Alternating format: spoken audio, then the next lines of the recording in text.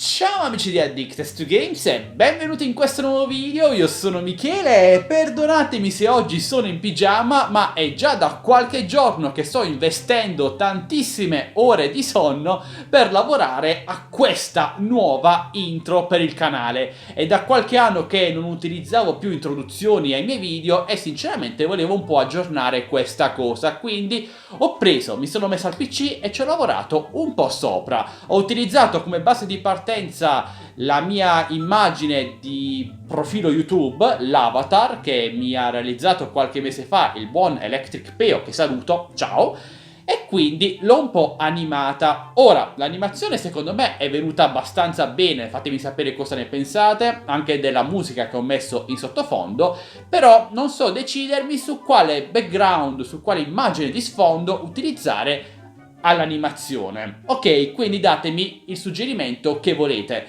Ora vi mostro una carrellata di possibilità e voi mi direte quale preferite di queste. Potete anche suggerirmi altri background che trovate sulla rete oppure che volete fare voi.